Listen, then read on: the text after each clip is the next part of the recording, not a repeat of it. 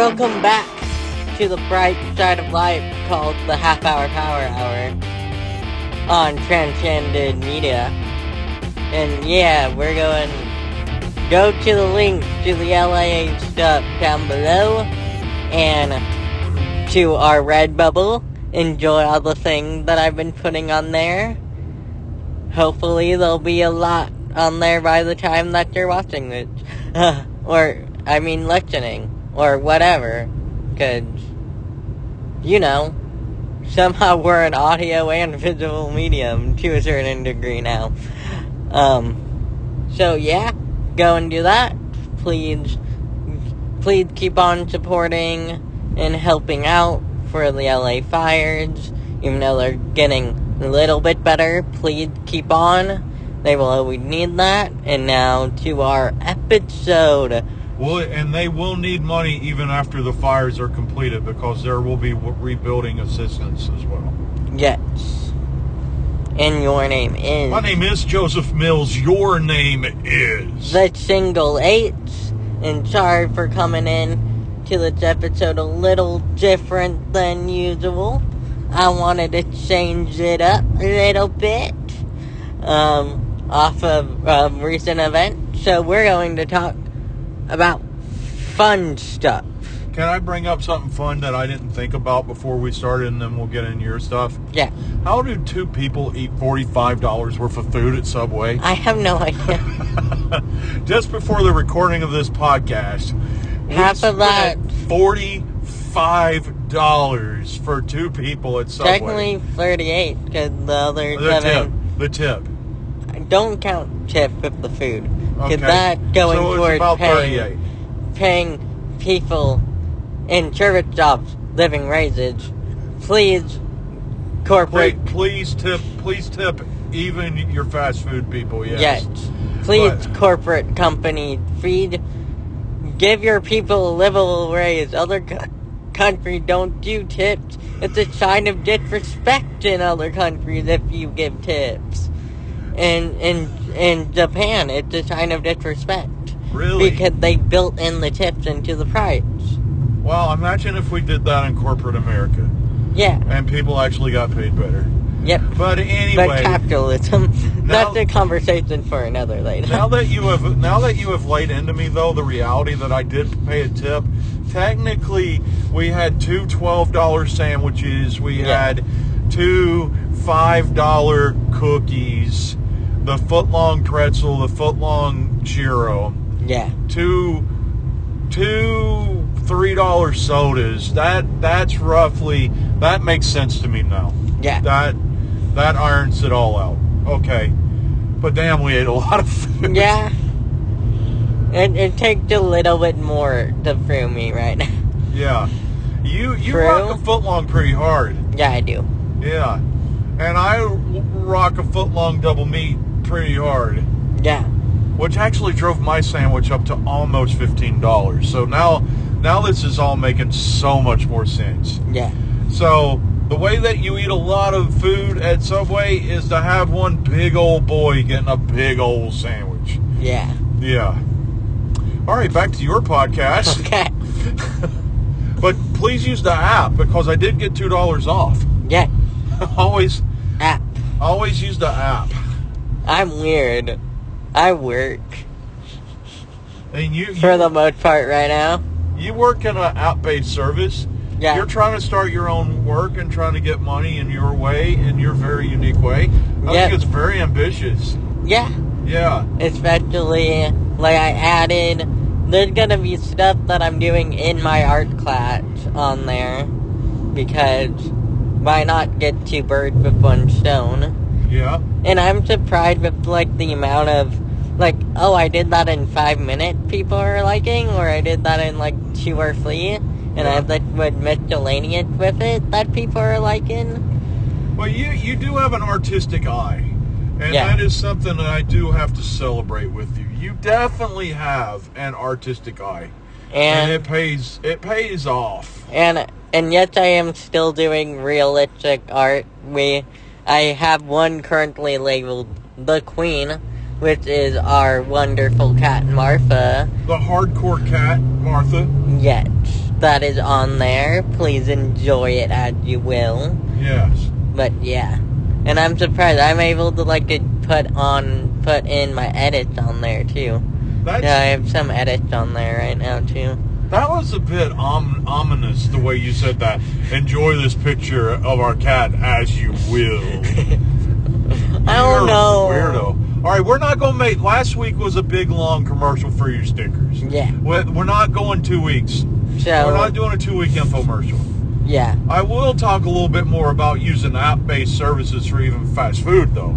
Oh, yeah, for sure. Because I use an app to get food at Smicky D's. Yeah, and it's getting to a point that when we're me getting the Starbucks app for when we go in there for hot cocoa now and then, that we can at least get some points in there. Yeah. Because even though we don't even go in there monthly, it would still be nice sometimes to go, oh, I don't have to pay full price for the small hot cocoa. Yeah, it does pay off. I use the McDonald's app, and I almost always get a free sandwich. Now, before everybody emails us at thesingleageshow@gmail.com, we're quite aware of McDonald's exploring the removal of DEI, and we're quite aware of some anti-LGBTQ things in Starbucks. Yeah. But that just makes it okay for me every once in a while to have Chick-fil-A. Yeah. Or not. All right, what did you want to talk about? I just wanted to talk about miscellaneous RPG things. Oh, let's talk about miscellaneous RGPD, QRS, LMNOP things. RPGs? Yeah. Role-playing games? Yeah. Yeah. Because lately I've been getting back into my comfort horror RPG that is called Kolok 1991 in Season 3 of Kolok, which happened the year after COVID, was the third season of it. And man, sometimes cause I know a lot of people, comedy works for them because they can laugh at it. Most of the time I can't laugh at it, so having something that I can watch along and I can feel my feelings no matter the weight that they are at, and having the characters feel the same, make me feel comfortable. That's why I like Stranger Things. That's why some of my favorite RPGs that I rewatch are horror games. Because, that's where I go to when I don't want to outwardly cry. I just want to emotionally cry inside. And I can feel those emotions, not thinking that they're mine, while I'm getting through them. You sick jerk.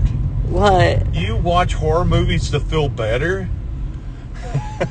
That's creepy. You scare me a little bit right now.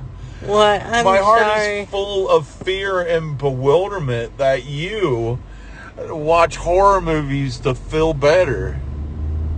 What? And I'm proud of you. I'm proud to call you my son. I like comedy that doesn't comfort me while I'm hurting. When I was in high school, my friend and I used to go to the movies, and we would watch Friday the 13th and Freddy Krueger and stuff like that because they were funny. Yeah. Yeah, I get it. Laughing at horror movies is actually they're because it also feels like, hey, look at how is the situation so bad that would never happen? I can laugh at what's currently happening. Yeah. Because you can watch the absurdity of it all get pushed to one extreme, and then it's all okay. Yeah. Yeah, I hear you. I do like comedy. It doesn't. For me, nostalgia is the 2010s. For you, nostalgia is 2010s. For and me, like nostalgia 80s. is the 1970s. Yeah. Yeah. For me, that's childhood, and for me, those are the things that I can go to. Going, these were around, and these helped me. Yeah. Yeah, that's Like- fair enough. And so, I like watching Critical Role, but I don't know the ending of it. because the ending could change at a moment's notice. Yeah. Yeah, that's one of the cool things about Critical Role and role-playing games.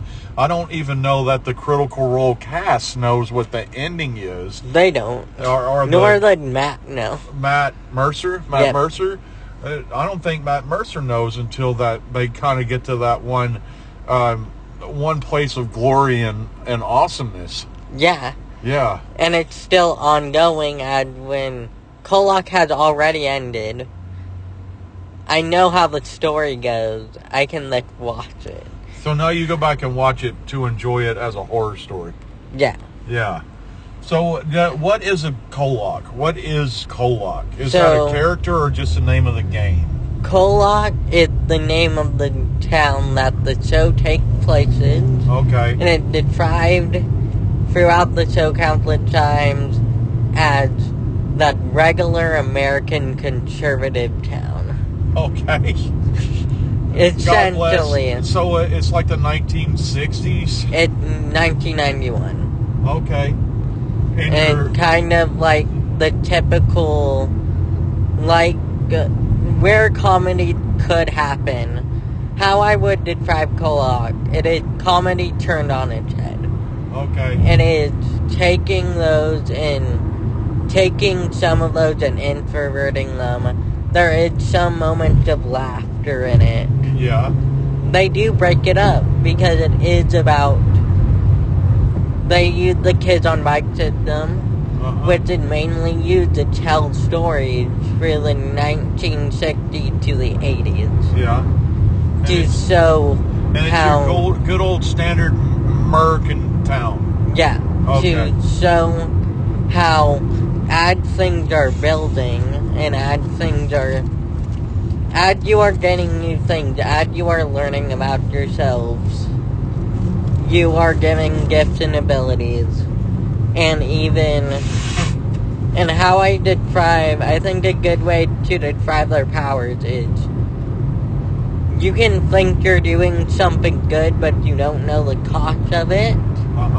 And the second that they know the cost of it, which is death of other universes, or taking from those universes and those suddenly not being there,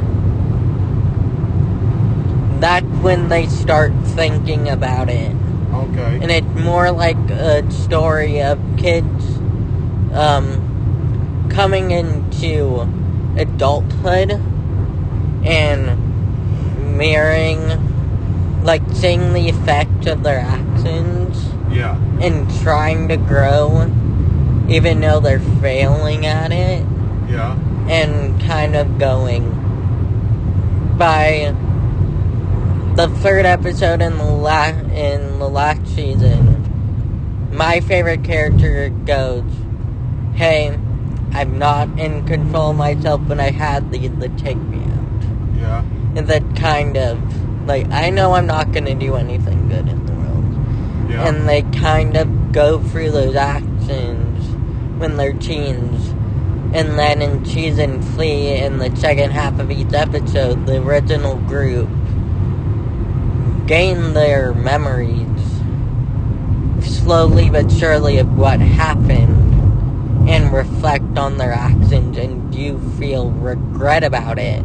Yeah. And through doing that, they take down the literal goddess of evil.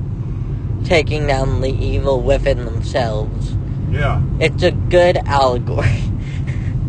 And that's the story. That's the story of where they are up to now. And yeah. Did you say that they're gonna do like another season? Is that no? No? It's been done since 2022. Sadly. Oh, so it's done. Yeah. Okay. So is that a Critical Role story or is that different? No, it's from Hyper RPG and Fear HQ. I would urge you to go watch their version of the Christmas Carol, though. It's really good, it's really creepy, and I really like it. Because Bria Iyengar is a queen. And who is Bria Iyengar for those of us that aren't a part of the journey? She is a GM. She's a recognized dungeon master? She is a dungeon master. By the time that comes out, in about 2 weeks, she will be performing at the 20-Sided Tavern, and Jack the Whipper may still be there. And so, yeah. All right. Free advertisement. So I'm way outside of the Dungeons and Dragons culture. Yeah. And I find it We're live, pal. Really awesome that not only is there a place called the 20-Sided Tavern. Yeah. I love it. But also there's people that are so big in the Dungeons and Dragons world that they go on tour and you can see them at such places as the 20-Sided Tavern. So the 20-Sided Tavern is D&D's off-Broadway show. Okay. And they get the audience participated in it. I urge you, go look up videos of it. It's amazing. And also, while I'm at it, go look up Jack the Whipper. Because he did songs with whips at run fairs. So he's a performer. Yep. And he uses different whips that create different tones. Yep. And whistles and uses them to play songs. Yeah. Dude, you're going to show me that video later. Yeah. Video or it's not true. I need to see that's pretty damn cool. He's amazing. I wish we had like a bigger local run fair that he would come to. Cause I would love to go to one of his performances. Yeah. And I want to find more run fairs to go to. Because I love run fairs. I either need one with a bigger space or need earphones in the whole time. Talk about the run fair that you went to. So, our run fair where we live, Doug battles. We have, like, they will actually do, like, war battles there. Which I watched one. Sword battles? No, like war battles. War battles. Like they will do... Like LARPing? No, like they will act out wars. Okay. But it's in a cordoned off area, as in with LARPs. Okay. There's a thing called active steel. Yeah. Which they would have to call. Yeah. And then when they use a different keyword for everyone with their rubbers to get in there. Yeah. Run fairs are... I also want to do LARPing when I'm older. Who can train you on that is also your Yoda on Dungeons and Dragons stuff. Yep. Your godmother LARPed all the time when she was your age. Your godmother did. Yeah. Yeah. Good.